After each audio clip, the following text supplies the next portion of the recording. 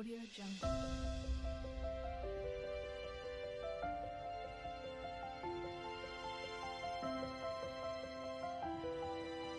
Audio Jungle.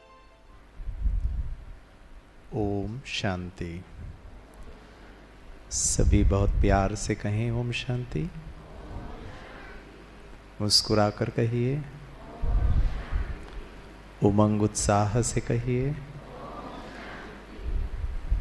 नमस्ते। सबने हाथ जोड़ा? बहुत अच्छा। Good evening. आपका इवनिंग गुड है? Very good. बस एक जानकारी मैं प्राप्त करना चाहता हूँ। जो भाई बहनें कल भी आए थे और आज भी आए हैं, वो जरा हाथ ऊपर उठाएं। अच्छा, बहुत अच्छा, वेरी गुड। जो भाई बहनें कल नहीं आ पाए थे किसी कारणवश और आज पहली बार आए हैं, वो जरा हाथ ऊपर उठाएं। अच्छा, बहुत बहुत बहुत आपका स्वागत है, अभिनंदन है, वेलकम है। जो तीसरा प्रश्न, जो भाई बहनें कल आए थे और आज किसी कारणवश नहीं आए हैं, वो जरा हाथ ऊपर उठाएं। आप लोग बहुत समझदार हैं, ठीक है ना। वो कैसे हाथ ऊपर उठाएंगे जो आए ही नहीं है। चलिए, अच्छा, कल हमने आपको एक होमवर्क दिया था कि आपको आज शाम के 4:30 बजे तक करना है। क्या करना है? हाँ, एक बार फिर करें, क्योंकि हमारे आज कुछ विशेष अतिथिगण आज विशेष पहुँचे, उनके लिए हम करके दोनों हाथ ऐसे करें, ओठों के किनारे रखें, सब लोग करें। हाँ, ऊपर की ओर धक्का लगाएं। हाँ, मुस्कुराएं, चेहरा मुस्कुराता हुआ रखकर हाथ नीचे करें। वाह जी वाह। ये सबसे अच्छी समाज सेवा हो सकती है, जो हम एक दूसरे को मुस्कुराहट की गिफ्ट दे सकते हैं। तो आपसे एक अनुरोध है, करीब 6:30 बजे तक कार्यक्रम ख़त्म होने तक आपको क्या करना है? मुस्कुरा कर बैठना है। मुस्कुराते हुए एक दूसरे को देखिए, जरा मुस्कुरा के देखिए एक दूसरे को। वाह, कितने अच्छे लग रहे हैं मैडम, सर भी इतने अच्छे लग रहे हैं। हाँ, एक बार मैं ऐसे ही कार्यक्रम कर रहा था, तो उसमें हस्बैंड वाइफ साथ में बैठे थे। हस्बैंड ने बोला, देख देख के थक गया हूँ, अब नहीं देख सकता हूँ इनका चेहरा। तो मुस्कुराता हुआ चेहरा देखना बहुत ज़रूरी है, ठीक है ना। चलिए, कल हमने कुछ बातों को समझने का प्रयास किया था, उसको एक बार रिवाइंड कर लेते हैं। हमने कल समझने का प्रयास किया था कि क्या क्या हमने समझा कल। हाँ जी, हाँ, कुछ भी परिस्थिति आए उसमें मुझे खुश रहना है, मुस्कुराना है। विशेष तौर पर हमने ये समझा कि क्या हम हमेशा खुश रह सकते हैं, चिंता मुक्त रह सकते हैं? अगर ऐसा रहेंगे तो हमारे बच्चे भी वैसे हो जाएंगे, समाज भी वैसे हो जाएगा। जो हम चाहते हैं परिवर्तन दूसरों में, सबसे पहले वो मेरे अंदर आना चाहिए, ठीक है। तो हमने क्या कहा कल?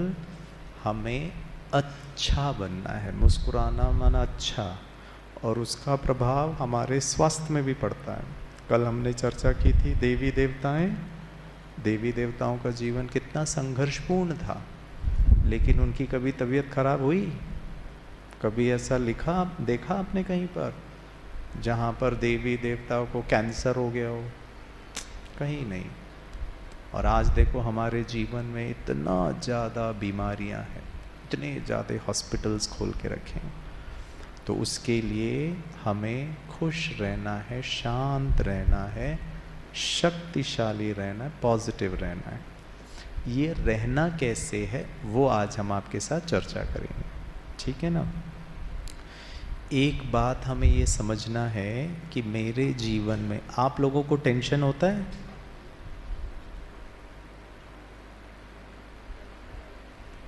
जिनको टेंशन होता है हाथ ऊपर उठाइए। कितनी प्यारी प्यारी मीठी मीठी माताएं मुस्कुरा मुस्कुरा के उठा रही है, ठीक है। अब ये टेंशन कोई अच्छी चीज तो है नहीं, लेकिन फिर भी खुश होकर हाथ हुआ, हाँ होता है होता है। चलिए ठीक है। आप में से कोई हैं जिनको टेंशन नहीं होता है, वो जरा हाथ ऊपर उठाएं। अच्छा, वेरी गुड। दूसरे, जब मैं ये प्रश्न पूछता हूँ ना, वो लोग हाथ ऊपर उठाओ जिनको टेंशन नहीं होता। सब लोग आजू बाजू देखते कौन है कौन है, ये कैसे बच गई, ठीक है। मजाक कर रहा हूँ, ठीक है। और फिर कुछ लोग दूसरे कैटेगरी में लोगों को देखकर पता है अपने मन में क्या सोचते हैं इनके बारे में, जिनको टेंशन नहीं होता। पता है वो क्या सोचते हैं? ये टेंशन लेते नहीं है। क्या बात है, आपको कैसे पता चला? टेंशन देने वाले हैं, टेंशन लेते नहीं है। अच्छा, तीसरा अंतिम प्रश्न पूछूं? आप में से कृपया वो लोग हाथ ऊपर उठाएं जिन्होंने अभी तक हाथ नहीं ऊपर उठाया, और बताइए आप कौन से कैटेगरी में आते हैं। क्योंकि जब मैंने पूछा टेंशन होता है तो भी हाथ नहीं उठा। अच्छा, दोनों हाथ ऊपर उठाए। तीसरा कैटेगरी पता है किनका है? उन महान आत्माओं का कैटेगरी है जिनको हाथ ऊपर उठाने में ही टेंशन हो रहा है, ठीक है। बोलो, वैसे ही हमारा जीवन तनाव से भरा है। टेंशन का मुख्य कारण, वैसे तो बहुत सारी बातें हैं, हमें लगता है टेंशन का कारण है आर्थिक समस्या, टेंशन का कारण है संबंध। आज विश्व भर में मनुष्यों को टेंशन होता है परिवार के संबंध के कारण, पति पत्नी के कारण, क्योंकि सास भी कभी बहू थी, बच्चों के कारण। हाँ या ना? ऐसा है, परिवार के सदस्यों के कारण। और उसमें भी टेंशन पता है क्यों होता है? टेंशन इसीलिए होता है क्योंकि संबंधों में अपेक्षाएं हैं, एक्सपेक्टेशन। और एक्सपेक्टेशन अगर भारत की माताओं की भाषा में बोलूं, एक्सपेक्टेशन माना जैसा मैं चाहती हूं वैसे तो आप करते नहीं। हाँ या ना?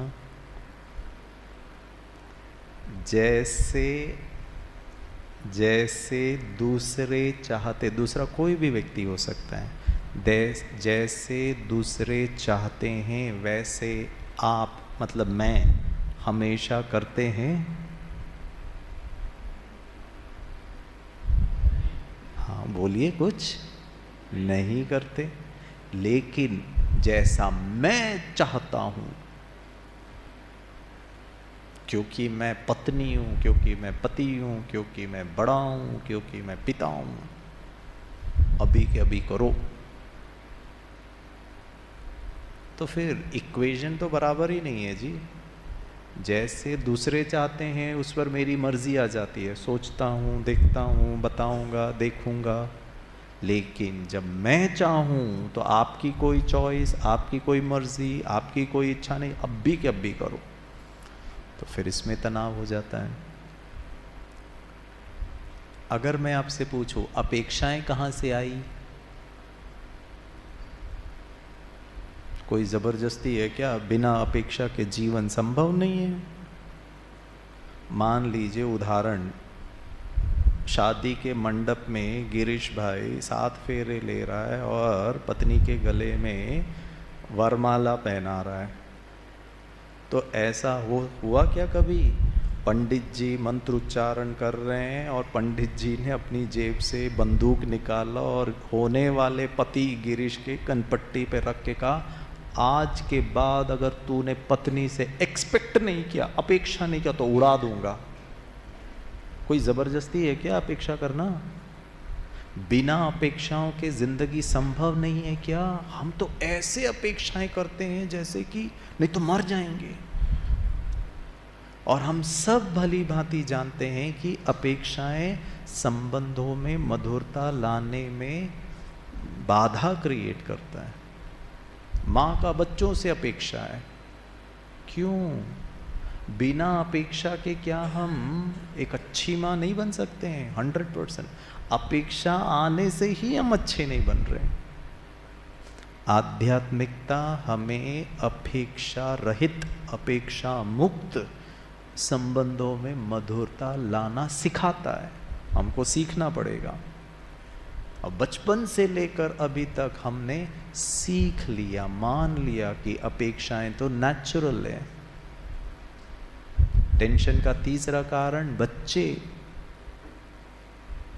और भारत में विशेष माता पिता को सबसे ज्यादा टेंशन बच्चों को लेकर होता है। हाँ या ना? बोलिए। अब ये बच्चा सुनता नहीं है, मानता नहीं है, पढ़ता नहीं है, करता नहीं है, तो फिर मम्मी को चिंता भी होती है, फिर क्रोध भी आ जाता है, दुख भी होता है, सब नेगेटिव इमोशंस आ जाते हैं।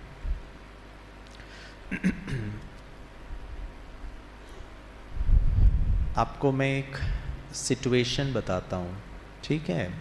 आप मुझे जवाब दीजिएगा। मान लीजिए अगले 5 मिनट के लिए मैं आपका बच्चा हूँ, ठीक है? आप सब मेरे माताएं हैं, आप सब मेरे बाबूजी बैठे, मान लीजिए हाइपोथेटिकली, ठीक है? आपको खबर मिलता है, माताओं को खबर मिलता है कि बेटे गिरीश का एक्सीडेंट हो गया है, मान लीजिए। प्रश्न, माताओं को, पिताओं को दुख होगा या सुख मिलेगा? हाँ जी, दुख होगा। क्यों? बहुत ध्यान से इस बात पर गौर करिएगा। गिरीश भाई का, ब्रह्मा कुमारी इसका, आध्यात्मिकता का, निराकार परमपिता शिव परमात्मा का दुश्मन दुख है। हमें आपसे कोई प्रॉब्लम नहीं है, माँ से कोई प्रॉब्लम नहीं है, पापा से कोई प्रॉब्लम नहीं है। ये 3 दिन का कार्यक्रम या इतना बड़ा ये ब्रह्मा कुमारी इसका सेवा केंद्र बना ही है दुख पर जीत पाने के लिए। चिंता, भय, अशांति, क्रोध, बीमारी, ये हमारे दुश्मन है, बाकी कोई दुश्मन नहीं। इनसे मुक्त होने की पढ़ाई, इनसे मुक्त होने की शिक्षा, इनसे मुक्त होने का विद्यालय। आज स्कूल कॉलेज में इंजीनियर बनो, वकील बनो, चार्टर्ड अकाउंटेंट बनो, बिजनेसमैन बनो, वो पढ़ा। गुस्सा मुक्त बनो, डर मुक्त बनो। इंजीनियर तो बन रहा है, डॉक्टर तो बन रहे, लेकिन डर भी उतना ज्यादा है। आप मां तो बन गए, डर कम हुआ कि ज्यादा हुआ? कुछ बोलती नहीं है माताएं। भले आप बोलो नहीं, लेकिन इतना टेंशन से मुझे नहीं देखो, मुझे टेंशन हो रहा। थोड़ा मुस्कुरा कर बैठे।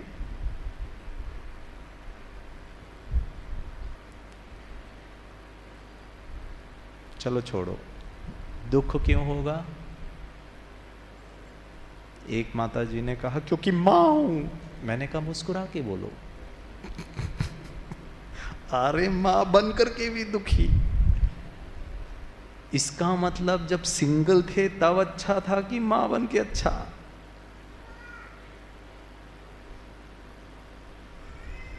बने मां सुख के लिए, शादी की सुख के लिए, शादी करके ज्यादा क्रोधित और चिड़चिड़ बने या और प्यारे बन गए?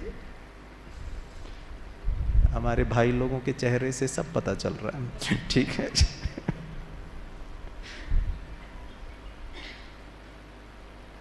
कहाँ लिखा है, कौन से किताब में लिखा है? एक किताब बता दीजिए जहां लिखा है मां बनिए और दुखी हो जाइए।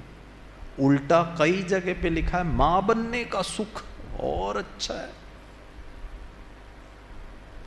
एक बार हम अंतर्राष्ट्रीय महिला दिवस, 1-2 साल पहले की बात होगी, दिल्ली में national highway authority of India limited, उनका हम कार्यक्रम कर रहे थे। ऐसा ही बड़ा सा एक दिल्ली में बड़ा सा ऑडिटोरियम था, सब महिलाएं। उन्होंने आजू बाजू उनके जितने भी संस्थाएं थे सभी महिलाओं को, वो तो महिला दिवस है, वही सेलिब्रेट करना है, बीइंग अ वुमेन। और हम उनसे चर्चा कर रहे थे। तो मैंने यही प्रश्न पूछा। बच्चे का एक्सीडेंट का खबर सुनकर महिलाएं, विशेष माताएं दुखी क्यों होंगी? मुझे महिलाओं से प्रॉब्लम नहीं है, माँ से भी प्रॉब्लम नहीं है, एक्सीडेंट से भी प्रॉब्लम नहीं है। मेरा दुश्मन नंबर 1 दुख है। सुख की प्राप्ति के लिए हम इतना कुछ कर रहे हैं, लेकिन दुख भी है आज। तो दुखी क्यों होंगे? किसी ने कहा क्योंकि माँ हूं। मैंने कहा सो व्हाट। फिर कहा मेरा है। मैंने कहा बाजू वाले के बच्चे का एक्सीडेंट हो गया क्या तो खुशी मनाएंगे? नहीं, वो उसमें भी दुखी होगा। मैं टारगेट कर रहा था दुख को, कुरेद कुरेद के पूछ रहा था। माताएं जवाब दे रही थी इस वजह से हम दुखी होंगे, उस वजह से। मैंने कहा क्यों क्यों क्यों क्यों क्यों? फाइनली एक माताजी ने जो उत्तर दिया ना, मेरी बोलती बंद हो गई। मैं बोलता बहुत ज़्यादा हूँ, लेकिन वो माताजी के सामने हमने तो अपने घुटने टेक दिए। मैंने कहा दुखी क्यों होंगे वो बताओ। वो माताजी ने कहा, बहुत बड़ा ऑडिटोरियम था, उन्होंने कहा ऐसे नहीं बोलूँगी, माइक दो मुझे पहले। बुलंद आवाज़ सबको सुनाने के लिए उनको माइक दिया गया। मैंने कहा अब बताओ। वो माताजी ने सभा में खड़े होकर कहा, बोला गिरीश भाई पता है दुखी क्यों होंगी? मैंने कहा हाँ बताइए क्यों। मेरा प्रश्न ही ये था, बच्चे के एक्सीडेंट से आप दुखी क्यों होंगे? तो वो माताजी ने मुझे उंगली दिखाकर कहा और बुलंद आवाज से कहा, जिस दिन तू मां बनेगी ना उस दिन तेरे को समझ में आएगा। मैंने कहा मोटिवेट कर रही हो कि डिमोटिवेट कर रही हो मां बनने के लिए? माता पिता अपनी 28 साल की कन्या को मेरे पास लेकर आए। बोला गिरीश जी आपको हमने YouTube में देखा है, आप बहुत अच्छा क्लास कराते हो, बहुत अच्छा समझाते हो, अच्छे अच्छे समझ जाते हैं। मैंने कहा धन्यवाद। मैंने कहा बताइए। बोला बेटी को लेकर आए हैं, शादी नहीं कर रही है। तो मैंने कहा मैं क्या करूं? बोला आप समझा के शादी करवा दो। मैंने कहा वैसे ही कम है मेरा, ठीक है, अब मैं दूसरों की बच्चियों का शादी करवाने का टेंशन भी लूं? बोला नहीं नहीं आपके बारे में बहुत सुना है हमने। मैंने कहा ठीक है बैठिए। मैंने बेटी को पूछा, बच्ची को पूछा, मैंने कहा बेटा क्या प्रॉब्लम है तुमको? कितने माता पिता टेंशन ले रहे, दुखी हो रहे हैं, समस्या क्या है? बच्ची ने कहा इनके सामने नहीं बताऊंगी, अकेले में बताऊंगी। मैंने माता पिता को देखा, उन्होंने कहा नहीं नहीं हम बाहर बैठ जाते हैं, 2-2 घंटे बैठ जाएंगे बाहर, लेकिन आप शादी जरूर करवाना। मैंने कहा पूरा जिम्मेवारी मेरी, बेटी आपकी, संस्कार आपने दिया, शादी करवाने का टेंशन मेरा। मैंने कहा कोशिश करता हूँ, जाइए। मैंने बच्ची को पूछा, मैंने कहा बेटा प्रॉब्लम क्या है? देखो मम्मी पापा कितने विचलित हो रहे हैं शादी को लेके तुम्हारी। पता है बच्ची ने क्या कहा? मेरी दोनों आंखें फिर बाहर आ गई। बच्ची ने कहा अंकल इनको देख के शादी करने का मन नहीं करता, हमेशा झगड़ते रहते, हमेशा प्यार तो दिखता ही नहीं है आपस में। तो क्या मैं एग्जाम्पल हूं, सैंपल हूं? ये सबसे श्रेष्ठ सेवा है। आज समाज में वस्तुओं का अभाव है, गरीबी है, बहुत सारी चीजों का अभाव है, और उसकी तुलना में प्यार, शांति, खुशी का अभाव ज्यादा है या कम है? हमने तो कई ऐसे समाज सेवियों को देखा है जो समाज में बहुत सेवा करते हैं लेकिन खुद शराब पीकर सोते, विद ड्यू रिस्पेक्ट। हमने ऐसे डॉक्टरों को देखा है जो सारी दुनिया को ज्ञान दे लेकिन खुद सिगरेट पीते। अब बताइए जी हम एग्जाम्पल कहाँ हैं? एक बार एक गांव में बहुत सारे घर होते हैं, तो अड़ोसी पड़ोसी, एक घर में जो सदस्य है ना, पता है वो सुबह सुबह उठ के झाड़ू लगाता है अपने आंगन की, झाड़ू लगा के पूरा कचरा टोकरी में भरकर बाजू वाले के घर के दरवाजे के सामने डाल देता है। ये पड़ोसी उठते ही साथ देखता कचरा, बड़े प्यार से उसको झाड़ू लगाता है। ये वाला पड़ोसी इंतज़ार कर रहा होता है कि उसका चेहरा उतरता कब है, लेकिन ये वाला व्यक्ति मस्त प्यार से झाड़ू लगा रहा है। शायद ये पड़ोसी ये सोच के झाड़ू लगा रहा हो कि कल आंधी तूफान आए, पेड़ हिले, उसके पत्ते गिरे, तुम व्यक्ति कचरा डाल लो, आंधी तूफान में पेड़ ने पत्ते डाले, झाड़ू तो मुझे ही लगाना है। नफरत किस बात का, क्रोध किस बात का, आवेश किस बात का। अच्छा, आप किसी को परेशान करने का कार्य करें और सामने वाले परेशान ना हो तो सबसे ज्यादा परेशानी किसको? परेशान करने वाले को। ये दूसरा दिन और बड़ा टोकरी भरकर कचरा इसके सामने, ये मस्त झाड़ू लगाता है। इसकी आंखों में भी, चेहरे में भी भाव परिवर्तन नहीं हो रहा है कि तुम कचरा डाल रहे हो। 1 दिन, 2 दिन, 10 दिन, 1 महीना, 6 महीना कचरा डाला, वो तो कोशिश ही करेगा परेशान, उसका तो उद्देश्य ही था। 6 महीने लगातार ये वाले पड़ोसी की आदत हो गई थी उठ करके झाड़ू लगाने की। 6 महीने के बाद मौसम परिवर्तन होता है, ग्रीष्म ऋतु, गर्मी, और इस पड़ोसी के घर के आंगन में एक बड़ा सा आम का पेड़ था, उसमें बड़े मीठे मीठे आम आए, वो पक गए। एक दिन इस पड़ोसी के सुबह उठ के इसके आदती टोकरी भर के कचरा डालने के पहले इस पड़ोसी ने आम भर कर के एक टोकरी इसके घर के सामने रख दिया, दरवाजे के सामने। ये पड़ोसी जैसे ही उसकी आदत थी, सुबह उठा, देखा तो टोकरी भरकर आम। सामने वाले पड़ोसी के आंगन को मैं देखा तो उसमें आम ही नहीं है। उसको बहुत बुरा लगता है, आत्मग्लानि होती है, बुरा लगता है, अरे मैंने क्या किया और वो कितना सज्जन पुरुष। तुरंत इंतजार भी नहीं करता, तुरंत इस पड़ोसी के घर में जाकर दरवाज़ा खटखटाता है। वो पड़ोसी बाहर आता है, उसको कहता है, भाई साहब माफ़ कर दीजिए मुझे। किन शब्दों में मैं माफ़ी मांगूं? आप बहुत महान व्यक्ति हैं, आप बड़े दिल वाले हैं, आप विशाल बुद्धि वाले, आप देव मानुष हैं। तो उसने कहा, भाई ऐसे क्यों बोल रहे हो? तो ये पड़ोसी ने कहा, पता है 6 महीने तक आपके घर के सामने कचरा किसने डाला? जैसे कि इसको पता ही नहीं था। उसको तो इतना बुरा लगा, उसने अपनी गलती भी स्वीकार, बोला भाई साहब मैंने डाला था कचरा आपको परेशान करने के लिए। आपने कभी उल्टा भी नहीं बोला, दृष्टि भी आपने मेरे लिए खराब नहीं की, और उल्टा आप टोकरी भर कर आम। आप बहुत महान हैं, बहुत वंडरफुल हैं। तो ये वाला पड़ोसी कहता, हेलो भैया, मैं आपकी तरह साधारण व्यक्ति हूँ। तो ये वाला पड़ोसी कहता है, ऐसे कैसे हो सकता है? अगर साधारण व्यक्ति होते तो ईंट का जवाब बोलिए, ईंट का जवाब आपको कैसे पता चला?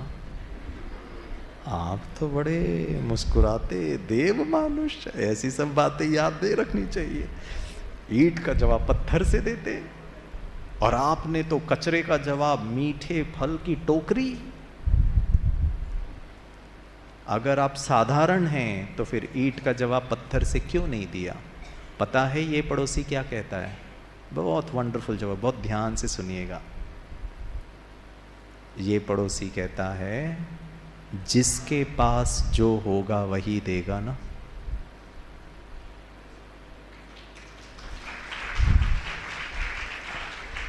आपके पास दुनिया का छोड़ो, आपके पास आपकी सासू माँ को देने के लिए क्या है? कुछ लोग बोल रहे, टकलू तेरे को सासू माँ कहाँ से आता? तुम्हारा सब घूम फिरा के सासू माँ पे आ जाता है गाड़ी।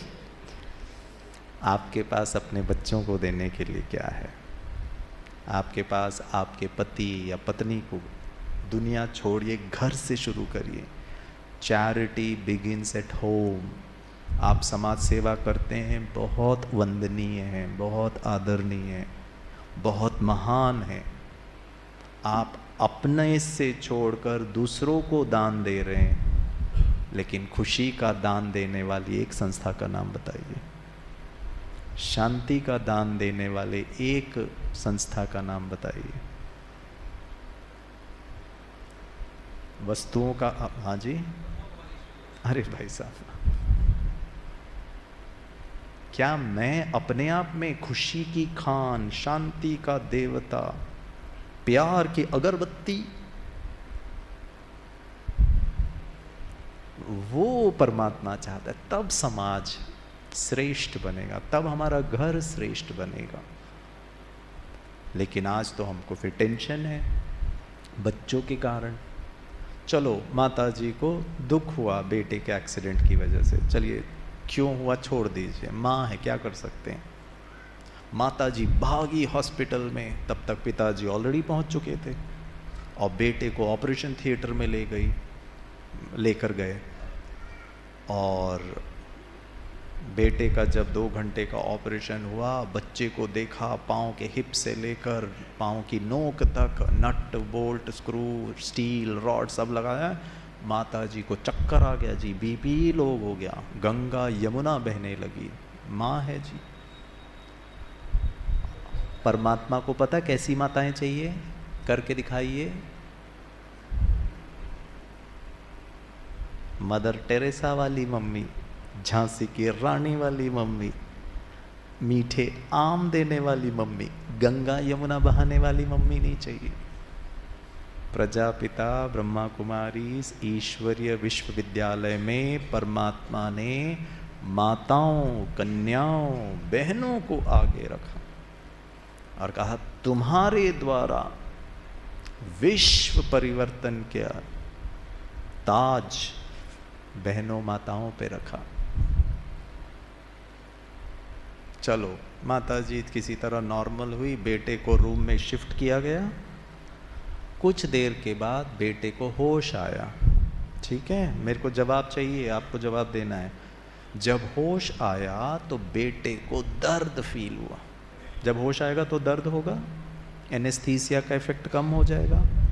अब बेटे को दर्द सहन नहीं हो रहा है, पीड़ा में है, दर्द में है। तो मैंने मम्मी को कहा, मम्मी प्लीज मुझे दर्द सहन नहीं हो रहा, कुछ तो करो। अरे माता जी तो बच्चे के लिए जीवन जीती, भागती है डॉक्टर के पास और कहती डॉक्टर साहब बेटे को होश आ गया, उसको दर्द सहन नहीं हो रहा है, प्लीज कुछ करो, दवाई दे दो। डॉक्टर पता है मम्मी को क्या कहता है, माता श्री को, जितना dose of tranquillisers pain killers देना था सब दे दिया, इससे ज़्यादा हम नहीं दे सकते, उसका दुष्परिणाम उसके किडनी पर आएगा। उसको बोलो थोड़ा सा आराम करने के लिए, सोने के लिए, हमने नींद की दवाई भी दे दी है। अब डॉक्टर ने तो मना कर दिया है, मम्मी वापस भागती है बेटे के पास, बोल बेटा क्या करूं। अब मेरे को एक जवाब चाहिए आपसे, देंगे जवाब? बेटा माता पिता को कहता है मम्मी मेरे पैर के दर्द का 10% दर्द आप ले लो, 10% दर्द शारीरिक दर्द पप्पा आप रखिए, 10% दर्द भैया बाजू में खड़ा आप रखिए, 10% दर्द भाभी जी आप रखिए, 10% छोटे तू रख, छोटा भाई खड़ा है, 10 10 10 10 10 50% मेरा दर्द आप लोग करो, रखो, सहन करो, 50% दर्द मैं सहन कर लेता हूं। आपसे प्रश्न है, संभव है? सोच समझ के जवाब दीजिए, संभव है?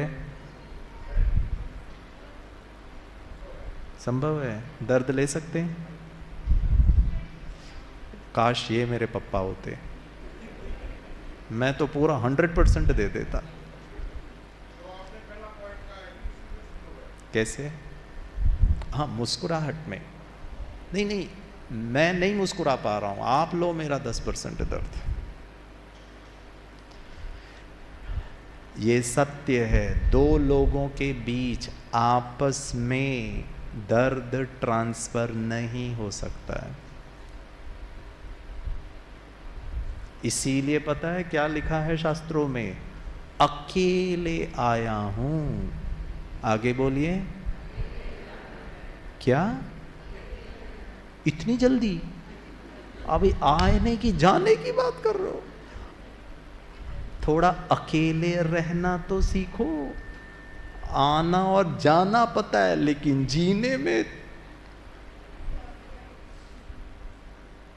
अकेले जीना मतलब कोई सन्यासी बनकर जीना नहीं। किसी और के दुख को आप ले नहीं सकते हो। अब मेरा आपसे प्रश्न है, मम्मी के रोने से, घबराने से, चिंता करने से, परेशान होने से गिरीश बेटे को क्या फायदा, वो बताइए। कुछ फायदा नहीं। और भारत की विशेष, वैसे तो दुनिया भर की माता है, लेकिन विशेष भारत की माताएं तो बच्चों के लिए जान लुटाने के लिए तैयार है। अब लुटाइए जी।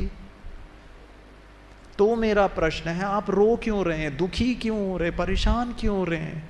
क्या फायदा मेरा तो दर्द आप ले नहीं सकते।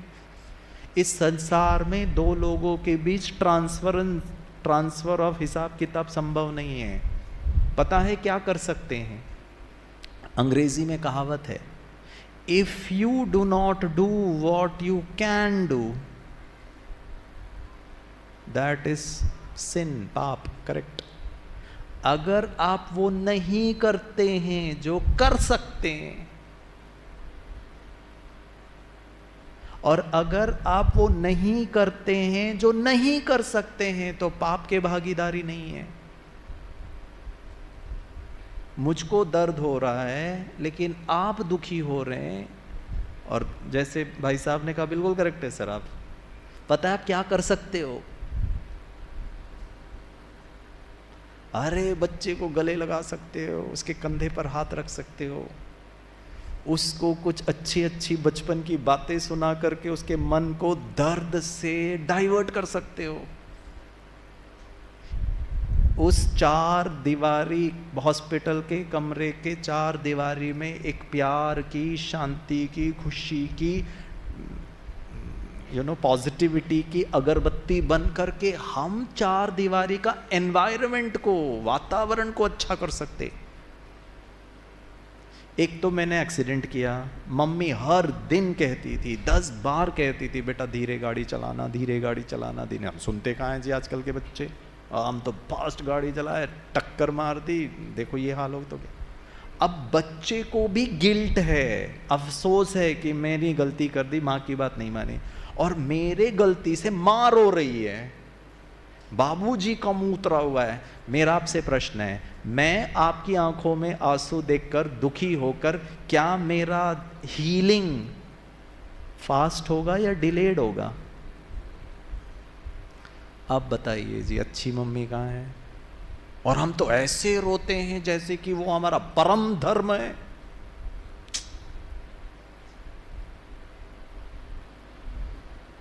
जो नहीं कर सकते वो नहीं करने से कोई प्रॉब्लम नहीं है,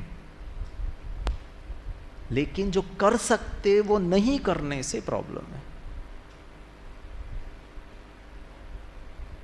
तो थोड़ा तो खुश हो जाइए। पापा बोल सकते ना, तूने गलती की, कोई बात नहीं। अरे हमने भी बचपन में बहुत गलतियां की हैं। इस ऑपरेशन में 2 लाख रुपए 2 घंटे में खत्म हो गए, चलता है, जल्दी ठीक हो जा, बिजनेस और अच्छी तरह करेंगे तो और मन लगा के पढ़ना, ऐसे। ना दिस इज पॉजिटिविटी, ये है सकारात्मकता, ये है वो वातावरण। मैं सत्य बता रहा हूँ, मैं किसी का भाग्य नहीं बना सकता। इस संसार में कोई भी व्यक्ति दूसरे व्यक्ति का भाग्य नहीं बना सकते। हाँ, हम एक अच्छा वातावरण दे करके, जहाँ पर बच्चा अपने भाग्य को आसानी से प्राप्त करे, अपने दुर्भाग्य को आसानी से सहन करे, ये कर सकते हैं। अब मेरा आपसे एक प्रश्न है जी, 4 दीवारी के घर में वातावरण को अच्छा करने का तरीका क्या है? Very good. करते क्यों नहीं हो? मुझे तो माता जी बताइए, टकलू कर, मुस्कुरा। और पता है हम मुस्कुरा क्यों नहीं पाते हैं? स्ट्रेस कहाँ से आ जाता है? स्ट्रेस का चौथा कारण है वर्क, बिजनेस करना, पढ़ाई करना, डॉक्टर का काम करना। वर्क कितना प्रेशर होता है जी, उसका स्ट्रेस है। टेंशन का 5वां कारण है स्वास्थ्य, हेल्थ, घर में किसी व्यक्ति की तबीयत खराब होगी तो हम थोड़ी ना खुश होंगे, टेंशन हो जाएगा। छठवां कारण है ऐसी कोई बातें जिस पर हमारा नियंत्रण नहीं है। बारिश, गर्मी, कोविड, लॉकडाउन, महंगाई, नियम कानून, सब आपको हैंडल करना पड़ता है जी। हम गाड़ी चला के जा रहे हैं, हेलमेट तो मैं पहनता ही नहीं हूँ। पता है हेलमेट क्यों नहीं पहनता हूँ? आजकल के बच्चे गाड़ी के जो रेयर व्यू मिरर होता ना, उसको हेलमेट पहना के चलाते और रखते हैं साथ में, क्योंकि जैसे ही वो गाड़ी चला के जा रहा है चौराहे में, उसने ट्रैफिक पुलिस वाले को देख लिया, 500 रुपए के चक्कर में वो पहन लेता है। तो जीवन की सुरक्षा 500 रुपए की है, अदरवाइज तो वो पहनता ही नहीं है। और पता है क्यों नहीं पहनता? क्योंकि हेयर स्टाइल खराब हो जाएगा। अब बताओ, सामने वाले ने टक्कर मारी, उसकी गलती से मेरा सिर डिवाइडर में लगा और मेरा सिर नारियल की तरह फूटता है, और मेरे नारियल की तरह फूटने वाले सर की कीमत 500 रुपए, जो मैं पुलिस वाले को देना नहीं चाहता हूँ। ये है रोड सेफ्टी। कौन सा संस्कार? जीवन के महत्व, जीवन के वैल्यू। क्योंकि हम बड़े भी नहीं पहनते, हम गाड़ी चलाते वक्त सीट बेल्ट नहीं पहनते।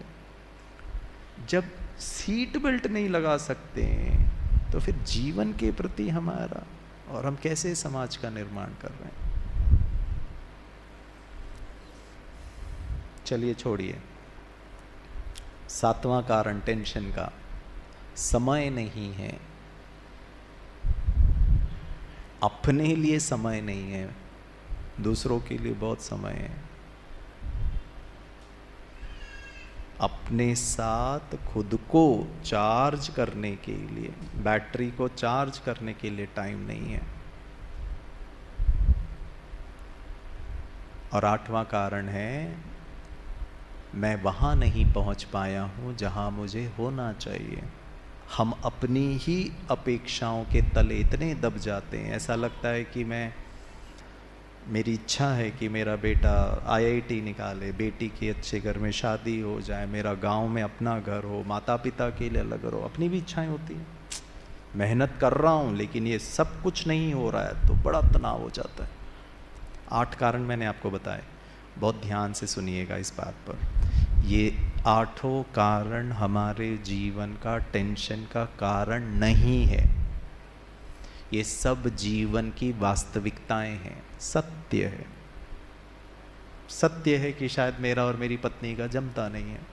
सत्य है कि मुझे थोड़ा पीठ दर्द की समस्या है, ठीक नहीं हो रहा है। सत्य है कि बेटा पढ़ता नहीं है।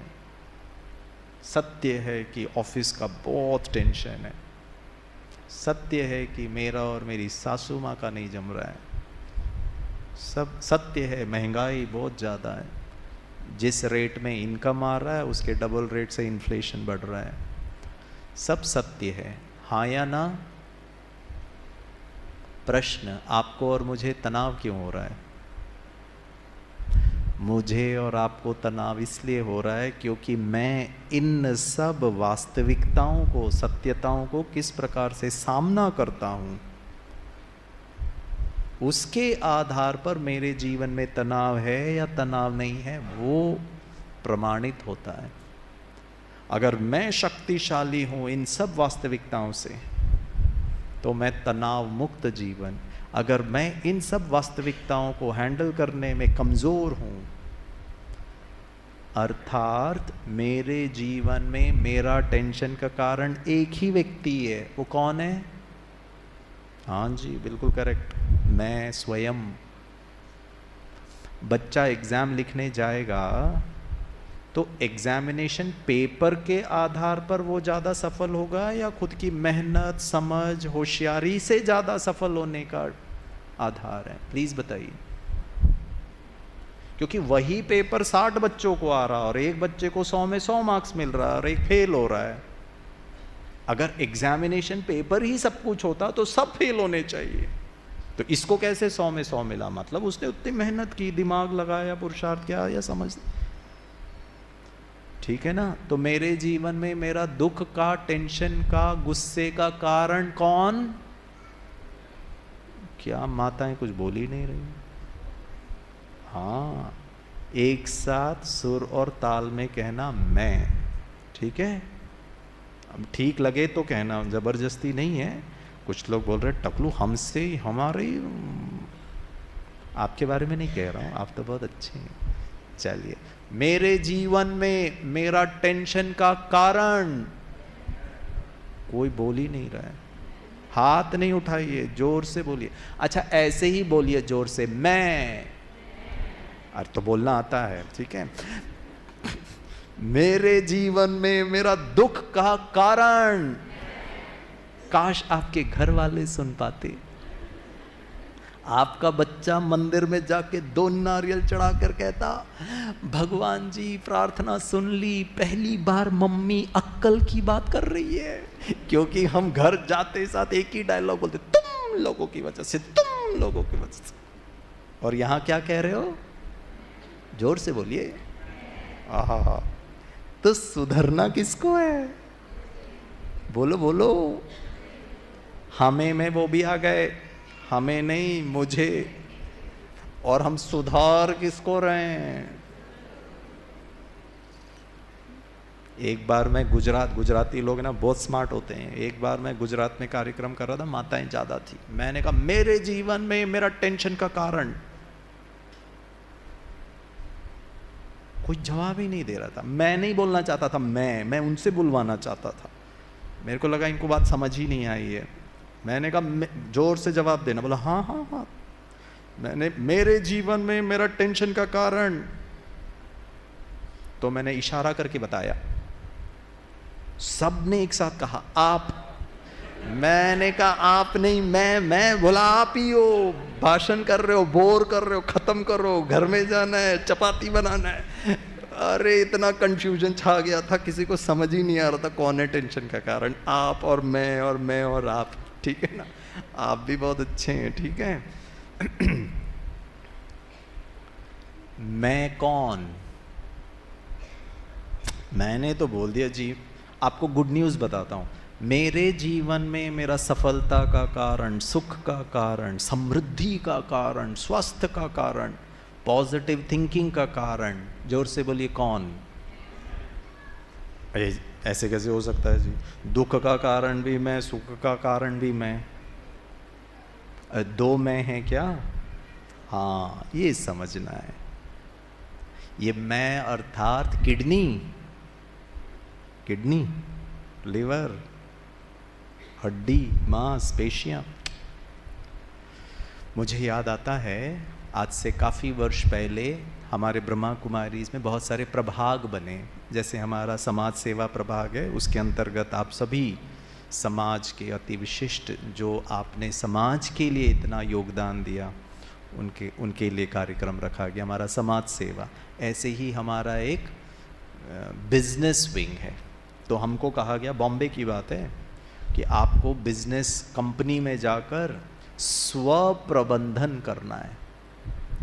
पैसों का प्रबंधन MBA के बच्चों को सिखाते, financial management, marketing management, HR लोगों का management, project management, materials management, methodologies, सब सिखाता है टीचर। एक मैनेजमेंट नहीं सिखाते हैं। कौन सा मैनेजमेंट? सेल्फ मैनेजमेंट, स्व प्रबंधन। तो हमने एक थाने बेलापुर इंडस्ट्रियल एस्टेट है, जगह है, थाने से लेकर बेलापुर तक बहुत बड़ा एरिया है। वहाँ पे पूरे फैक्ट्री है, इंडस्ट्रियल एस्टेट है। तो हम वहाँ गए और ऐसे ही एक कंपनी में गए। हम तो किसी को जानते नहीं थे। दरवाज़ा खटखटाया और बोला आपके HR मैनेजर को मिलना है, हम ट्रेनिंग कराने आए हैं। तो हमको मिलाया HR मैनेजर से। तो बोला हाँ बताइए।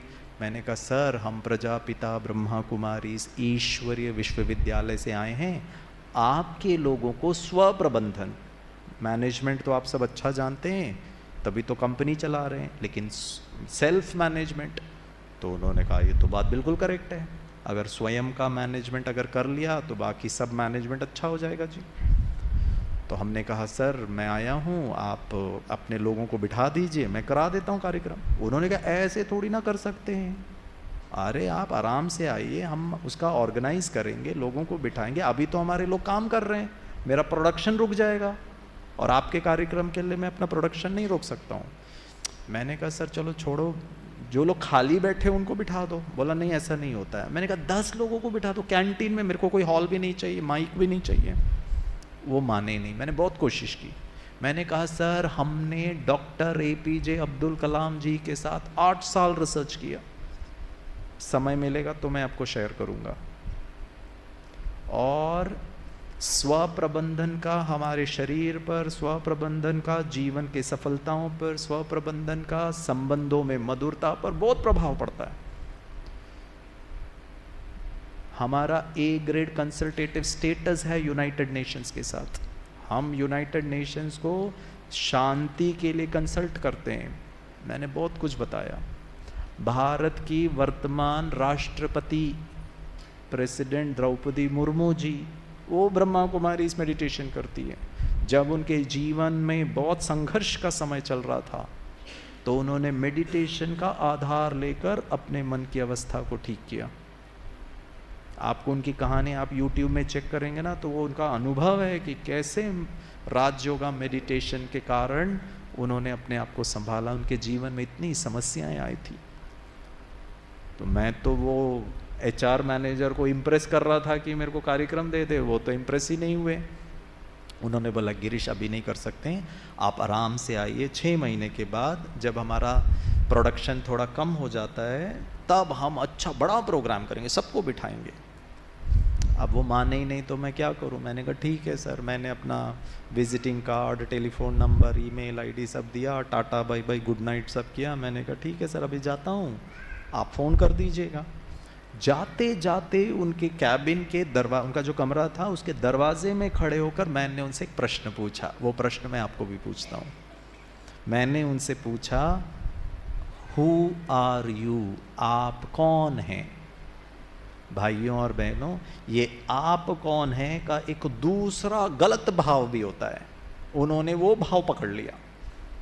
एक होता है आप कौन है और दूसरा होता है तू होता कौन है कार्यक्रम नहीं देने वाला। उन्होंने वो दूसरा भाव पकड़ लिया।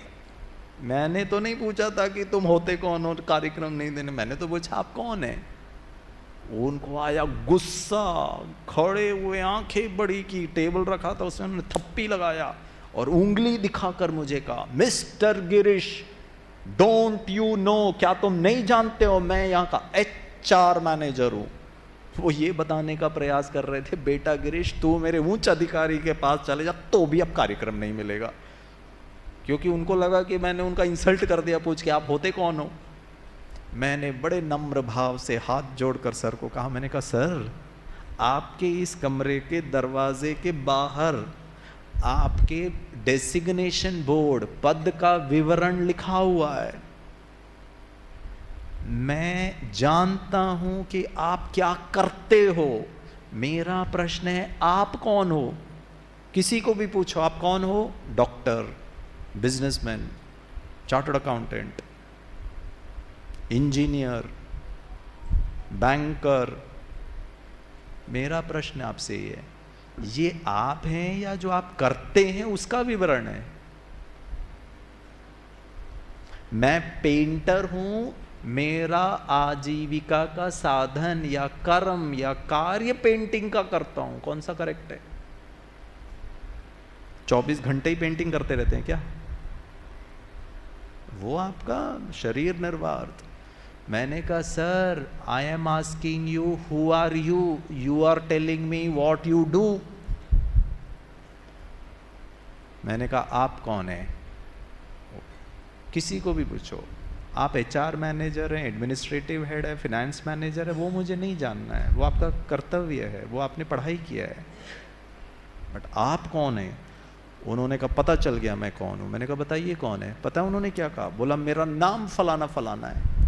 मैंने कहा सर जी वो भी लिखा हुआ है, आप शर्मा हैं, वर्मा हैं, पाटिल हैं, पटेल हैं, नायर हैं, पिल्ले हैं, चैटर्जी हैं, भट्टाचार्य हैं, सिंह है, आलूवालिया है, राव है, रेड्डी हैं।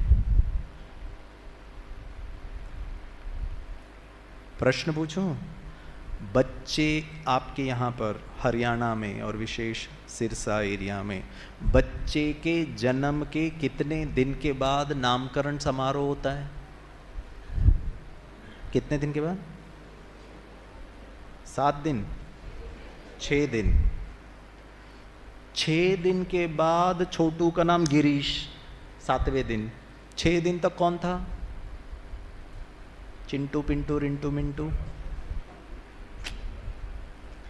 सत्य सदा होता है, कभी कभी नहीं होता। डॉक्टर जन्म से ही डॉक्टर नहीं बने, 12वीं कक्षा तक स्कूलिंग की, 4 साल MBBS किए, फिर 2 साल PG जो भी किया, तब जाकर डॉक्टर का टाइटल प्राप्त हो। अब आप किसी के शरीर को आप ऑपरेट कर सकते हो, उसको दवाई दे सकते हो, कोई भी नहीं कर सकता है, उसके लिए सर्टिफिकेट प्रोफेशनल डिग्री चाहिए। 6 दिन तक कौन था छोटू? हरीश, मनीष, सतीश, लतीश, गिरीश। आपको पूछूं आपके पास कौन सी गाड़ी है? 4 व्हीलर। तो क्या मैं बोलूंगा MH48AF6801? अरे नालायक, वो रजिस्ट्रेशन नंबर है, गाड़ी कौन सी है? और भारत में हर गाड़ी का रजिस्ट्रेशन नंबर यूनिक होगा, भले रंग सही है, मेक सही है, साल भी सही हो, और जिस एक ही दिन पर गाड़ी खरीदी हो, लेकिन इंजन नंबर भी अलग होगा, चेसिस नंबर भी अलग होगा। रजिस्ट्रेशन, आइडेंटिफिकेशन हो कौन? नाम तो मम्मी पापा ने रखा, 6 दिन तक भी तो कुछ थे। मैंने कहा सर वो तो आपका नाम है, आप कौन है? उन्होंने कहा पता चल गया कौन है। मैंने कहा बताइए। बोला हिंदू हूं। प्रश्न, हिंदू, आप हिंदू धर्म, आप देवी देवताओं को मानते, वो आपका विश्वास है और मुझे सम्मान है। आप अल्लाह को मानते हैं, आप वाहिगुरु को मानते हैं, आप नहीं मानते हैं, मुझे कोई प्रॉब्लम नहीं है, दैट्स योर बिलीफ। मेरा प्रश्न ही नहीं था आप किसको मानते हो नहीं मानते हो, मेरा तो प्रश्न है आप कौन है वो बताइए जी। मैं पूछ कुछ रहा हूं, उत्तर कुछ दे रहे हैं। मैंने कहा बताइए कौन है? बोला पता चल गया कौन है। मैंने कहा बोलिए। बोला गुजराती हूं। मैंने कहा गुजराती हो, महाराष्ट्रियन हो, पंजाबी हो, बंगाली हो, वो आपकी भाषा है। जिस भारत के जिस क्षेत्र में आप रहते हो, जहां आपका जन्म हुआ, खानदान रहता है, you are telling me about that. मेरे को नहीं जानना सर आपका जन्म कहाँ हुआ, आपका खानदान कहाँ रहता है, आप कौन है बताइए। पता है उन्होंने क्या कहा? मैं तो पेट पकड़ पकड़ के लोट लोट के हंसने लगा। उन्होंने कहा पता चल गया मैं कौन हूं। मैंने कहा बताइए।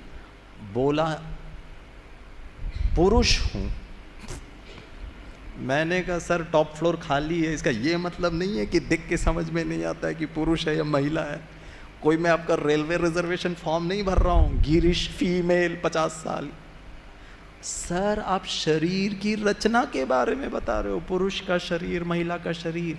मेरा प्रश्न है आप कौन है? You are telling me about the gender of the body. मैंने नहीं पूछा है। फिर मैंने पूछा आप कौन है? पता है वो फिलॉसफी पे चले गए।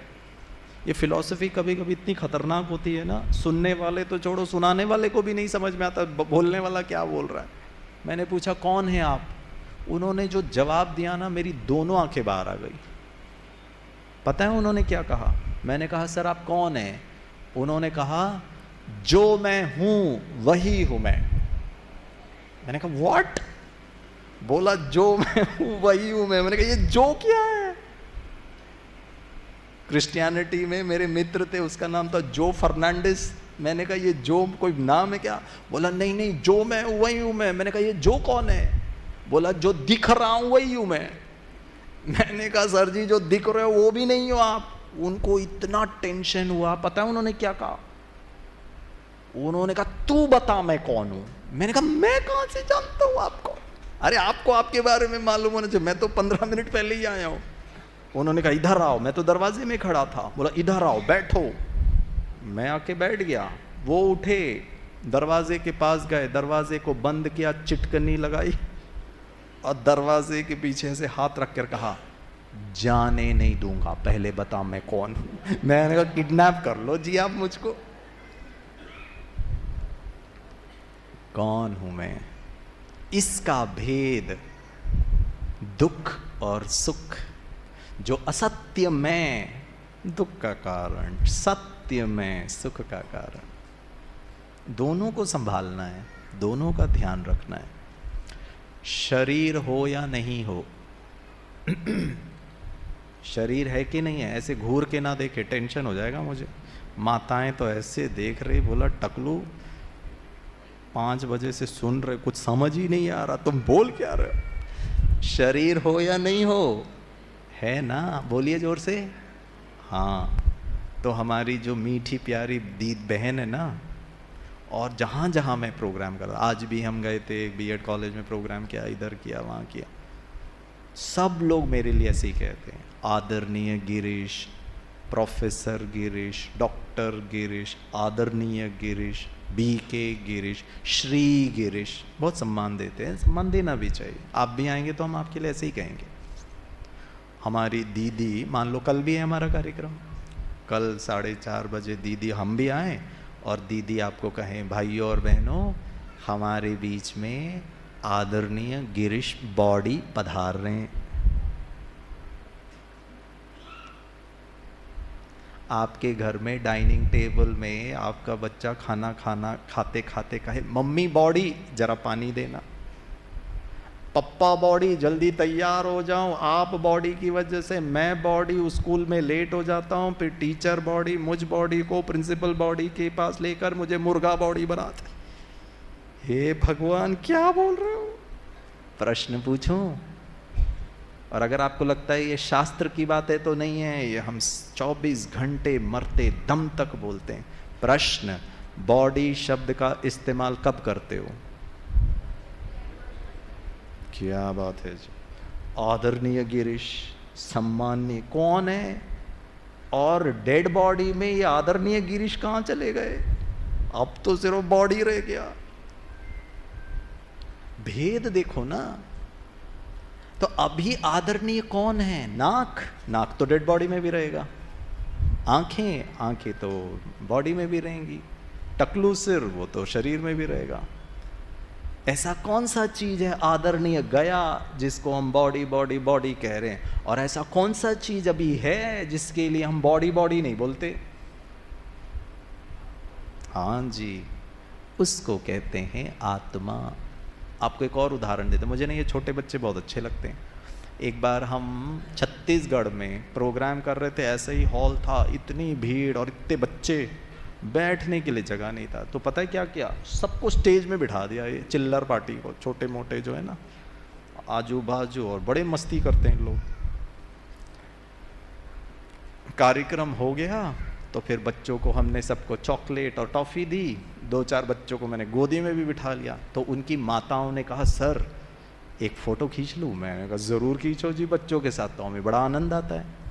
हमने सब बच्चों के साथ फ़ोटो खिंचाया। मौके का फ़ायदा उठाकर 1-2 माताएं भी स्टेज पे आ गई, बोला हम भी फ़ोटो खिंचाएंगे। हाँ, मैंने कहा बिल्कुल खिंचाइए, हमें तो कोई प्रॉब्लम ही नहीं है।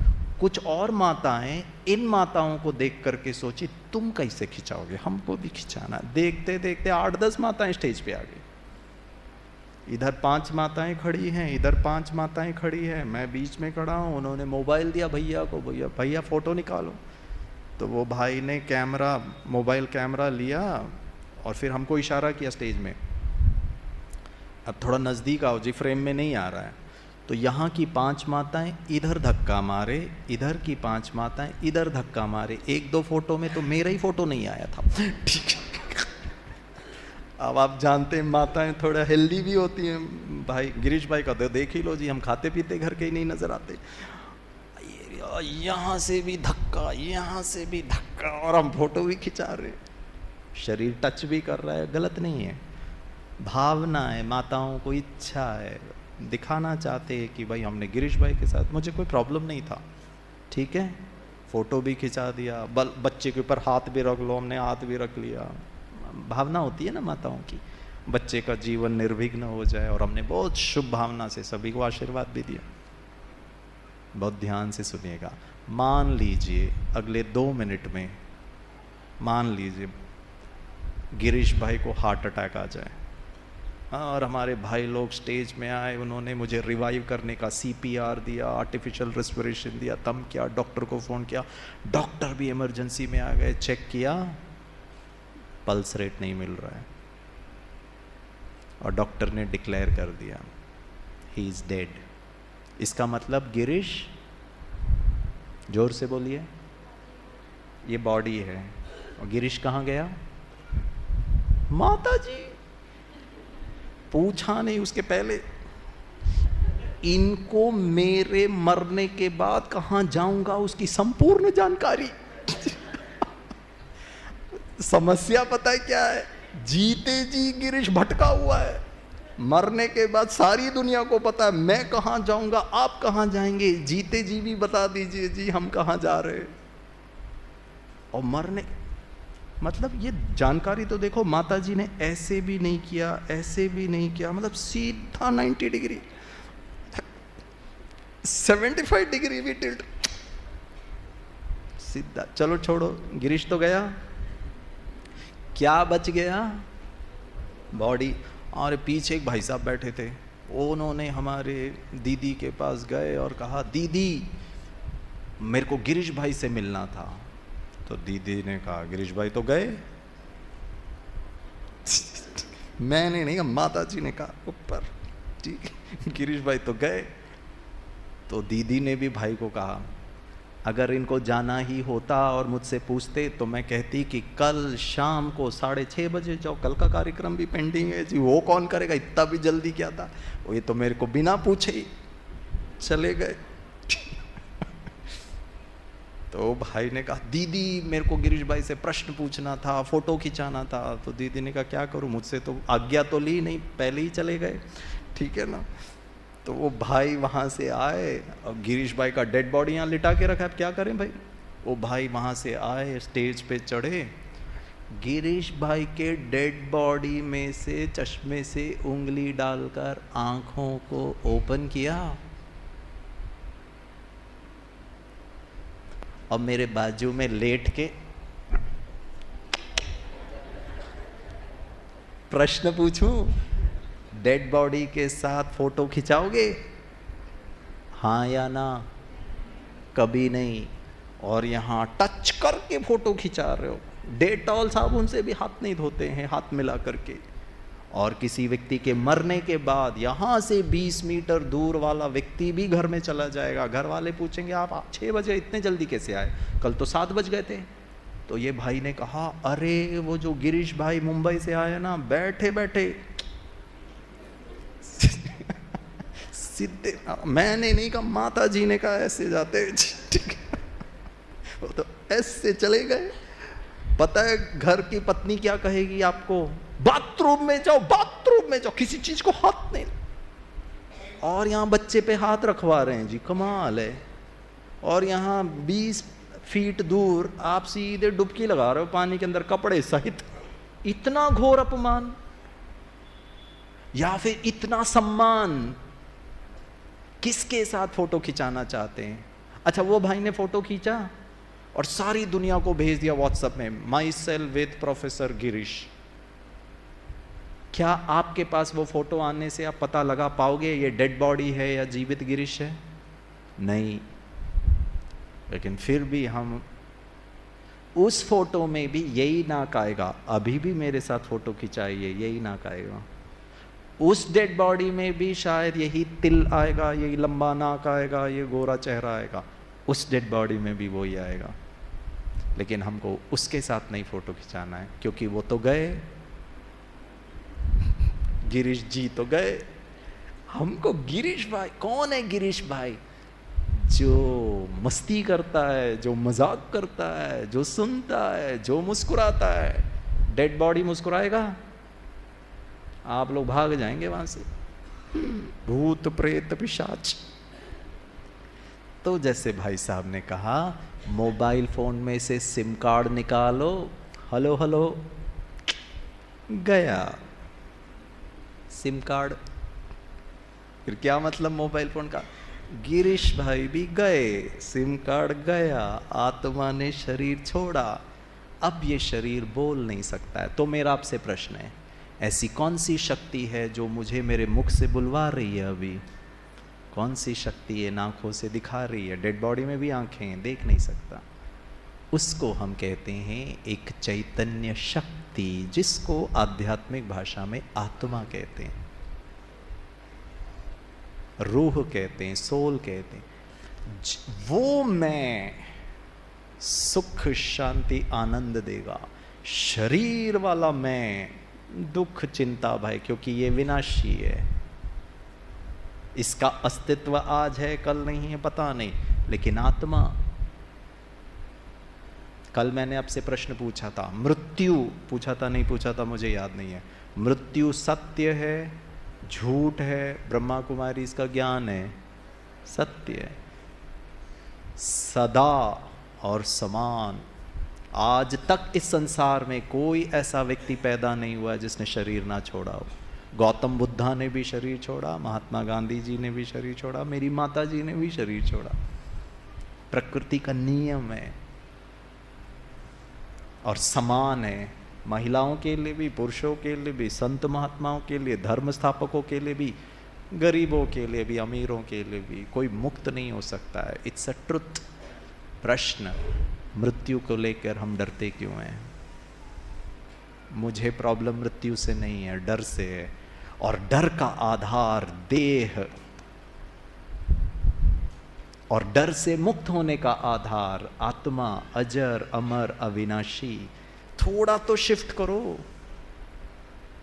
अगर मैं कहूं इस संसार में ऐसा कोई व्यक्ति नहीं है जो शरीर ना छोड़े, सबको छोड़ना पड़ेगा। और इस संसार में कोई आत्मा कभी नहीं मरती, दोनों सत्य है। अब आप किस चीज को पकड़ रहे हो जिसके कारण दुख है, किसके कारण सुख है? कोई नहीं मरता। पॉजिटिव बताऊं, अगर मनुष्य इतना मृत्यु को लेकर नेगेटिव सोच के डरता है, घबराता है, बेचैन रहता है, तो अगर मुझे पता चल जाए अगले 10 मिनट में गिरीश भाई शरीर छोड़ने वाला है, तो पता है गिरीश भाई क्या करेगा? अब ज्ञान। अब बताइए क्यों? मृत्यु माना, कल मैंने दूसरा कुर्ता पैजामा पहना था, आज मैंने ये फ्रेश कुर्ता पैजामा पहना है। पुराना कपड़े को मैल लग गया, दाग लग गया, पसीना आया, मैंने दीदियों को दे दिया। दीदी ने बोला दे दीजिए, हम धुलवा देंगे, प्रेस करके दे देंगे। प्रश्न, पुराना गंदा मैला कपड़े को उतार करके नया फ्रेश इस्त्री किया हुआ पहनने में दुख होता है या सुख होता है? क्या बात है जी, सुख होता है। पुराना घर छोड़ करके नया घर, 2 बेडरूम किचन फ्लैट, बहुत अच्छी जगह, एक बंगलो खरीदा, नया में जाने का सुख ज्यादा या पुराने का खोने का या छोड़ने का दुख ज्यादा? बोलिए, सुख ज्यादा। अब प्रश्न ये है कि आप अपना ओरिएंटेशन आत्मा के आधार से कर रहे हो या शरीर के आधार से कर रहे हो? बाकी सब पुराना छोड़ने का और नया प्राप्त करने की खुशी है, लेकिन जब शरीर की बात आती है तो फिर मानसिकता ही उल्टी दिशा में बग रही है। पता है गिरीश भाई को पता चल जाए अगले 10 मिनट में शरीर छोड़ने वाला हूं, तो मैं दीदियों को कहूंगा केक बनाइए दीदी, पार्टी करेंगे, सेलिब्रेट करेंगे, नाचेंगे, झूमेंगे, गाएंगे। मैं लखनऊ में प्रोग्राम कर रहा था, एक माताजी ने पूछा ऐसे कैसे कर सकते हैं, आप तो मरने वाले हो। मैंने कहा रोना बंद करो पहले। उन्होंने बोला नहीं आप क्यों डांस करेंगे? मैंने कहा मुझे पता चल जाए कि मैं आत्मा शरीर छोड़ने वाली हूं, पुराना कपड़ा छोड़ करके नया कपड़ा धारण करूंगा। ये सत्य को समझना, क्योंकि आत्मा कभी मरती नहीं है। Energy can neither be created not destroyed, transform होता है। एक शरीर छोड़कर मैं एक माँ के गर्भ में, नया शरीर, नया जन्म, पुनर्जन्म। तो पता है मैं सेलिब्रेट क्यों करूंगा, खुशियां क्यों मनाऊंगा? क्योंकि अब मैं पुराना शरीर छोड़कर नया शरीर प्राप्त करने वाला हूं। और जाते जाते मैं भगवान जी को एक व्हाट्सअप भी करके जाऊंगा, भगवान जी अगला जन्म लड़की का, लंबे घने बाल। यहाँ तो डाबर आंवला लगा लगा के कुछ नहीं आ रहा है, आंवला का पेड़ उग जाएगा लेकिन बाल नहीं उग रहे। अरे भाई साहब आप ऐसे मत करिए उनको वो भाई साहब जिनके घने बाल हैं वो बाजू दोनों को बोल रहे हैं और तीनों को बोल रहे हैं, आप देख लो जी। ये बाबूजी के लिए, तीनों बाबूजी के लिए जोर से ताली बजाइए, अच्छी तरह ताली बजाइए, खुश रहे। अगर मनुष्य ऐसी ऐसी बकवास बातों को लेके दुखी हो सकता है तो ऐसे बकवास बातों को लेके सुखी भी हो सकता है। It is as simple as that. क्यों नहीं करते हैं हम? मुझे नहीं पता, हाँ मैं कोई व्हाट्सअप नहीं भेज सकता हूँ, अगला जन्म लड़की का मेरे हाथ में नहीं है, बट मरने का डर काहे को? अच्छा, डर डर के मरने से मुक्ति मिलेगी क्या? मैं इस शरीर से अलग एक चैतन्य शक्ति आत्मा हूँ। इसका मैं आपको एप्लीकेशन बताता हूँ, फिर आगे का कार्यक्रम करेंगे, ठीक है? क्रोध, डर, चिंता से हम कैसे मुक्त हो सकते? आत्मा समझने से। मैं आत्मा हूँ नहीं, उसका स्पिरिचुअल एप्लीकेशन आना चाहिए जीवन में। वो शिक्षा कैसे आपको अप्लाई करना है वो यहाँ दिया जाता है। पिताजी रात को 10-11 बजे ऑफिस से बिजनेस करके थक गए, बहुत इमरजेंसी मीटिंग था, ये करके अब कुछ शक्ति नहीं बची है, बस स्नान करना है, फ्रेश होना है, खाना खाना है और सो जाना है, हिम्मत ही नहीं बची। जैसे ही घर में दरवाज़ा खटखटाता है, अंदर आता है उसका छोटा बच्चा, 5वीं कक्षा में पढ़ता है, और पापा को देखकर बच्चा एक्साइटेड हो जाता है, सुबह से इंतज़ार कर रहा है, और वो कहता है पापा को, पापा थैंक यू आप आ गए, मैं इंतज़ार कर रहा था, मेरे साथ खेलो। अब रात के 10:30 बजे इसके साथ खेलना है। पापा, बच्चे को देखकर पापा का वैसे ही टेंशन दूर है, इतना स्वीट बच्चा है। पापा बोलता हाँ बोल क्या खेलना है? पता है छोटू क्या कहता है? चोर पुलिस। अरे कैरम खेलो जी, बहुत क्या बोलते हैं, लूडो खेलो फिर भी ठीक है, अब इसको चोर पुलिस रात के 10:30 बजे। अब पापा तो जी रहा है बच्चे के लिए, बोला चल चोर पुलिस में प्रश्न, चोर कौन बनेगा? पापा और बच्चा 2 कैरेक्टर है, चोर पुलिस 2 कैरेक्टर है, चोर कौन बनेगा बताइए? पापा लोग ही खुद बोल रहे हैं, ठीक है ना, ठीक है, ये अच्छा है, पापा ही बनेगा। पता है क्यों? क्योंकि पापा ने छोटू को फैंसी ड्रेस कंपटीशन में स्कूल के लिए पुलिस का ड्रेस खरीद के दिया, चोर का कोई ड्रेस तो होता नहीं है जी। और छोटू भागता है अपने कमरे में, पुलिस का ड्रेस, कैप, टॉय गन, वो छड़ी, विसिल सब लेके चालू, गेम चालू। बहुत इस पर अटेंशन दीजिए। हम क्रोध चिंता से मुक्त, आत्मा समझने से क्या फायदा? प्रश्न ये है, आत्मा जानता हूं लेकिन क्या फायदा क्या है? कैसे वो डर चिंता भय से मुक्त होना है, उसकी स्टडी, उसका एप्लीकेशन।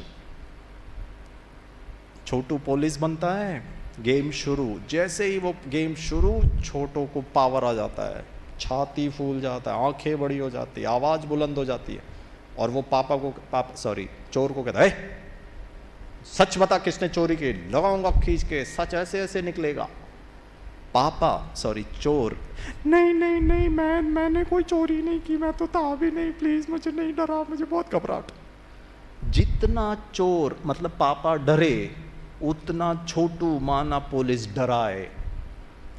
और डरने डराने के सिलसिले में अगर पापा ना डरे, चोर ना डरे, तो पता है छोटू क्या बोलेगा? मेरे को नहीं खेलना आपके साथ। अरे यार मजा ही नहीं आ रहा है खेलने का, मैं डरा रहा हूं। और अब आप माता पिता कितनी बार जानबूझकर बच्चे से हारे ना, क्योंकि वो रोने लग जाता है, वो हारता है तो मैं नहीं हार सकता, अच्छा मम्मी हार रही है, कितना कि बच्चे की खुशी के लिए। पापा और डरे, बच्चा और डराए, और डरना डराने में, सच उगलवाने में बच्चा इतना इन्वॉल्व हो जाता है गेम में, इतना समा जाता है कि वो पापा को धक्का मारता है, मतलब चोर को धक्का मारता है, और वो धक्का जो है ना पापा को एक चाटा पड़ जाती है, अच्छी जोर का, 1 big tight slap on the papa's face, ठट करके बच्चा भी डर जाता है। प्रश्न, संसार में अगर ये हर पापा के साथ घटना घटती है तो प्लीज परसेंटेज में बताइए कितने पापाओं को गुस्सा आएगा? गुस्सा आएगा या नहीं आएगा? मोस्टली सभी को आएगा। बहुत दुखी माता जी हैं, ठीक है ना। मैं आपको बताता हूं जितना मैंने, अच्छा नहीं आएगा बोला, sorry then I understand. Mostly maximum पापाओं को गुस्सा नहीं आएगा। अब मेरा आपसे प्रश्न है, क्यों? चलो टाइम नहीं है, मैं जल्दी बताता हूँ। पता है पापा को गुस्सा क्यों नहीं आया? कई पापा कहते क्योंकि मेरा है, तो पत्नी भी तो मेरी है। हाँ तो गुस्सा आ जाता। नहीं नहीं वो छोटा है, तो पत्नी कौन सी बड़ी है? उम्र से कोई बड़ा और छोटा ठीक है, बट सब ओरिएंटेशन है ना सब्जेक्टिव है जी। चलो छोड़ो, रियल बात बताता हूँ। पापा को गुस्सा इसीलिए नहीं आया क्योंकि पापा ने अपने आप को चोर माना ही नहीं। वो बैक ऑफ हिज माइंड उसको पता था ये तो मैं खेल कर रहा हूँ, और खेल में मेरा रोल चोर का है। ये बच्चा कोई पुलिस नहीं है, पुलिस ने चोर को नहीं मारा, बच्चे ने पापा को झापड़ नहीं लगाया, गेम चल रहा था। प्रश्न, पता है मम्मी को गुस्सा क्यों आता है? क्योंकि मैं माँ हूँ। प्रश्न, बचपन से ही माँ थे कि माँ बने? मैं आत्मा शांत स्वरूप, वो मेरा ओरिजिनल नेचर है। अब शांति वाली मम्मी का रोल निभाइए। अब वहां शांति नहीं आता, बच्चा मेरा नहीं सुन रहा, मैं कौन? शांत स्वरूप आत्मा। ये टेक्निक हमको भी सीखना है, बच्चों को भी सिखाना है। फिर देखिए आपके जीवन का क्रोध, चिंता, भय, you have to shift, transcend. शांति वाली मम्मा बनिए, सुखी वाली मम्मी बनिए, शक्तिशाली मम्मी बनिए। और ये सुख, शांति और शक्ति आत्मा का फंक्शन है, शरीर का फंक्शन नहीं। शरीर को रोटी, कपड़ा, मकान चाहिए, और इस चक्कर में आत्मा की, मन की शांति, खुशी, आनंद को हम दाव पे लगा के बैठे। प्रश्न, पैसा कमाया जाता है कि ढूंढा जाता है? कमाया जाता है। सुख और शांति कमाया जाता है कि ढूंढा जाता है? पत्नी में ढूंढ रहे हैं, मंदिर में ढूंढ रहे हैं, मस्जिद में ढूंढ रहे हैं, धन संपत्ति में ढूंढ रहे हैं, बच्चों में ढूंढ रहे हैं।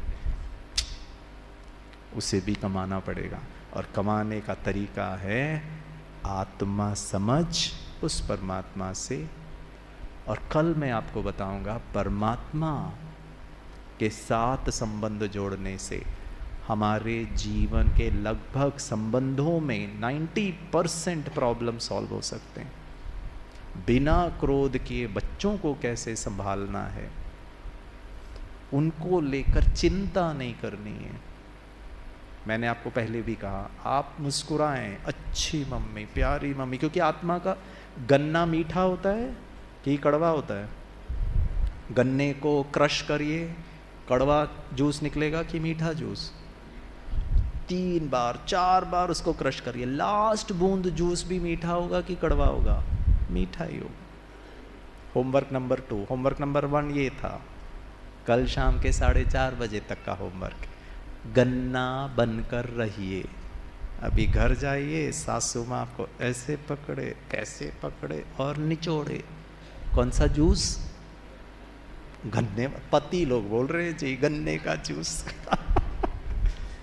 कुछ भी हो जाए, हमें आत्मा के कॉन्शियसनेस पे रहेंगे तो मिठास निकलेगा। शरीर का समझेगा तो हमेशा मुझे ही डांटती है, मैं कौन? शांत स्वरूप। वो शांत स्वरूप से हटे तो मैं बहू हमेशा मुझे ही बोलती है।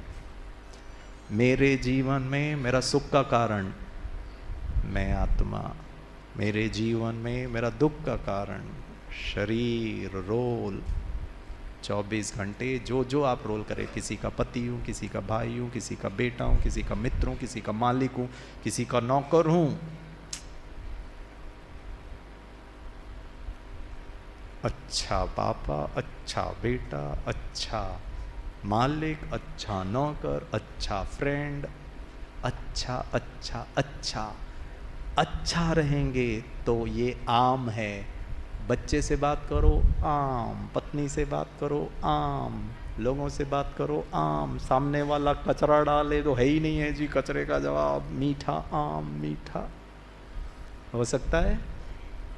हो सकता है। चलिए 1 मिनट मेडिटेशन करें,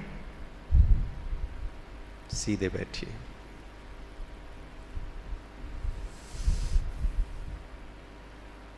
शरीर को एकदम हल्का कर लें, रिलैक्स।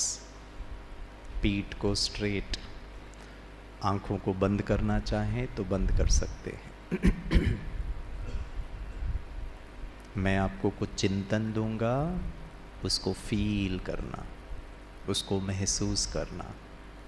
जीवन एक अनुभूति है, शांति की, खुशी की, आनंद की सदा अनुभव करना श्रेष्ठ जीवन की पहचान है।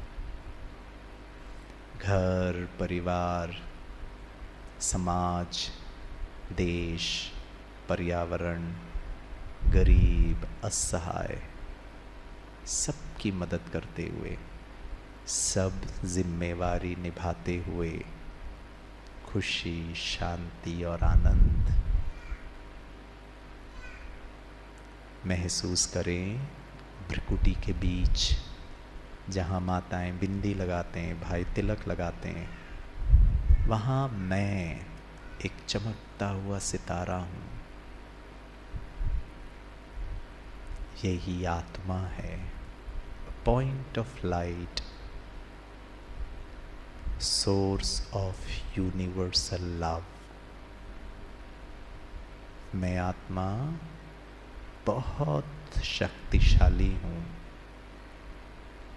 प्रेम स्वरूप हूँ, सुख स्वरूप हूँ, गन्ने के समान स्वाभाविक मीठा हूँ। यही मेरा ओरिजिनल नेचर है। इसकी स्मृति रखते हुए माँ का कर्तव्य, पत्नी का कर्तव्य, पिता का, पति का, बहू का, जो जो कर्म है वो सब मुझे करना है।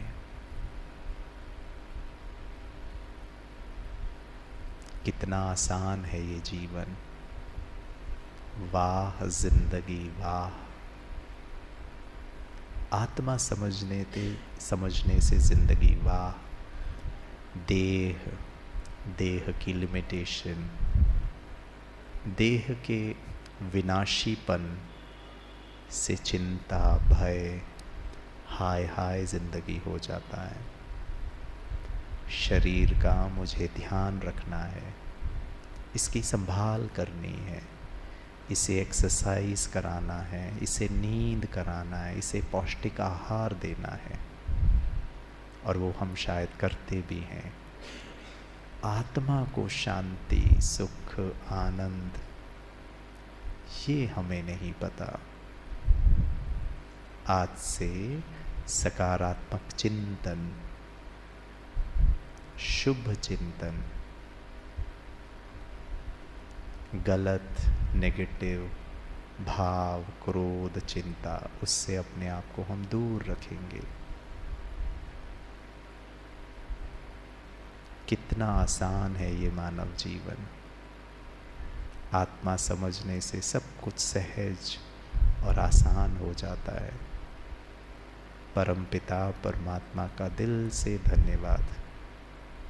कुछ भी हो जाए, आज से हमें अपने घर वालों को लेके चिंता नहीं करनी है।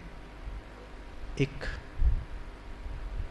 खुशबूदार रूहे गुलाब बनकर सदा घर में गुलाब की खुशबू फैलानी है, जहाँ घर का हर सदस्य अपना भाग्य और दुर्भाग्य को आसानी से पार कर सके। ब्रह्मा कुमारी इसमें भगवान को बाबा कहते हैं। बहुत प्यार से महसूस करें और उसे कहें, बाबा दिल से आपका धन्यवाद।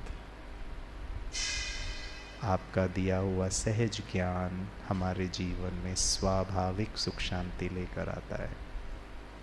आपका बहुत बहुत शुक्रिया।